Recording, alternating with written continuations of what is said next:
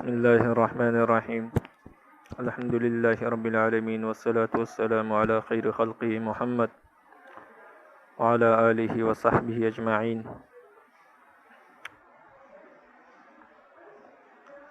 ہدایہ شریف کا باقاعدہ آغاز ہم کریں گے انشاءاللہ. کتاب شروع کریں گے ابھی، لیکن اس سے پہلے دو باتوں کا جاننا انتہائی ضروری ہے. سب سے پہلی بات کہ اپنی نیتوں کو درست کر لیں، اس لیے کہ نیت ہر عمل کی بنیاد ہے. جیسے حضرت عمر رضی اللہ تعالیٰ عنہ کی حدیث ہے، انما الاعمال بالنیات، اعمال کا دار و مدار نیتوں پر ہے. یعنی اعمال کا جو ثواب ہے اس کا دار و مدار نیت پر ہے. اگر نیت درست ہے تو اجر اور ثواب کا مستحق ہے، لیکن اگر انسان کی نیت درست نہیں تو وہ بجائے اجر اور ثواب کے گناہ کا استحقاق رکھتا ہے. پھر اعمال تین قسم پر ہیں. بعض وہ اعمال ہے جو گناہ ہے سرے سے، اس کے لیے نیت کی کوئی ضرورت نہیں. اگر وہ نیت کے ساتھ کیے جائیں یا بغیر نیت کے کیے جائیں یا اچھی نیت سے کیے جائیں، وہ اعمال تب بھی گناہ کبیرہ ہے اور حرام ہے. جیسے کوئی شخص شراب پی رہا ہو اور یہ کہے کہ میری نیت اچھی ہے، تو اچھی نیت سے شراب جائز نہیں ہو جائے گی، شراب حرام ہی رہے گی اور وہ گناہ کبیرہ کا مرتکب ہوگا.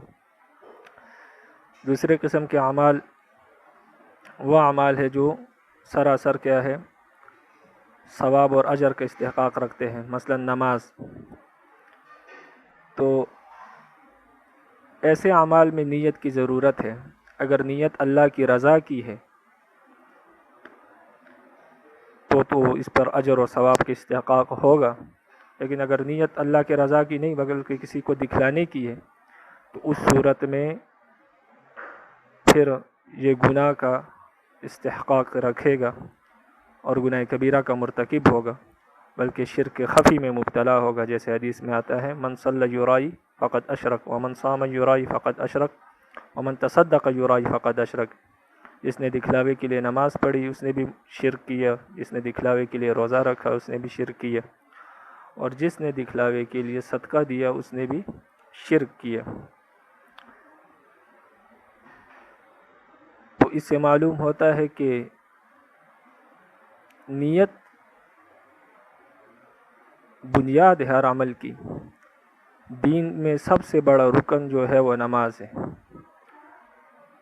اور سب سے زیادہ اجر اور ثواب کا استحقاق انسان نماز پر رکھتا ہے. تو سب سے بڑا عمل جو دین کا ہے وہ نماز ہے، اور سب سے بڑی عبادت ہے. اور سب سے بڑا گناہ وہ شرک ہے جس کو رب العالمین معاف نہیں فرماتے.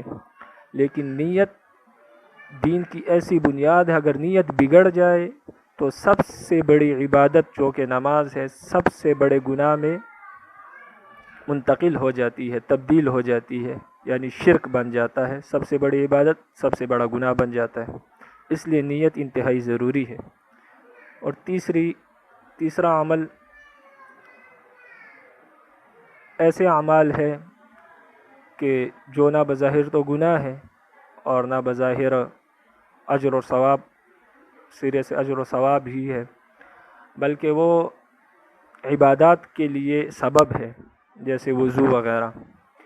اب وضو وغیرہ ان کا معاملہ یہ ہے، اگر وضو کرتے ہوئے ثواب کی نیت کی جائے تو وضو پر ثواب ملے گا اور اجر ملے گا.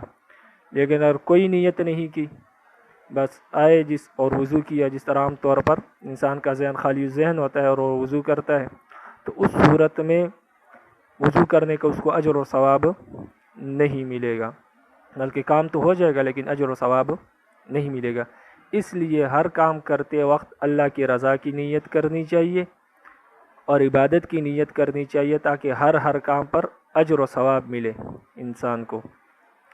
اس کی مثال علماء نے آسان سی دی ہے. مثلا ایک شخص اگر اپنے گھر میں روشن دان بنا رہا ہے تو روشن دان تو بن جائے گا، لیکن اس روشن دان بننے کا اس کو کوئی اجر اور ثواب نہیں ملے گا، نہ کوئی گناہ ہوگا.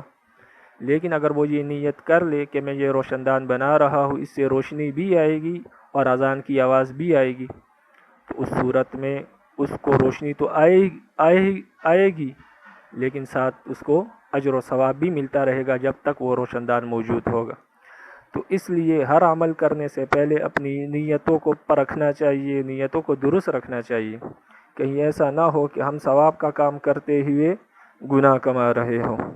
تو اس لیے اپنی نیتوں کو درست کر لیا جائے کہ ہم یہ جو فقہ کی کتاب ہدایت شریف پڑھ رہے ہیں، اس سے ہماری نیت اللہ کی رضا ہو، اور اللہ کی رضا ایسی حاصل کرے ہم کہ ہم اس میں جو موجود احکامات ہے، فقہی احکامات، وہ پڑھیں گے اور اس پر انشاءاللہ عمل کریں گے، اور اللہ کی رضا کے لیے عمل کریں گے تو رب العالمین اس سے راضی ہوں گے اور ہم دنیا اور آخرت میں سرخرو ہوں گے۔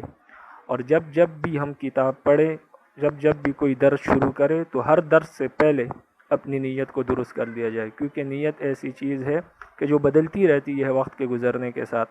تو جب بھی درس شروع کرے، ہر دن اپنی نیت کو، سبق شروع کرنے سے پہلے اپنی نیتوں کو درست کر لیا جائے، پرکھ لیا جائے، بلکہ ہر عمل کرنے سے پہلے اپنی دوبارہ نیت کر لینی چاہیے۔ ایسا نہیں کہ کتاب کی شروع کرتے وقت نیت کر لی اور پھر آخری کتاب ختم کرتے وقت کوئی نیت نہیں کی، بلکہ بیچ میں نیت انسان کی تبدیل ہو جاتی ہے تو الٹا ثواب کی جگہ اس کو گناہ کا استحقاق مل جاتا ہے، گناہ کا مستحق بن جاتا ہے۔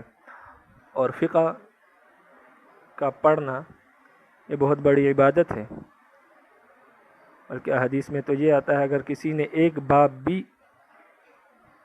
مسائل کا سیکھا تو اس کو 1000 رکعت نوافل کا ثواب ملے گا۔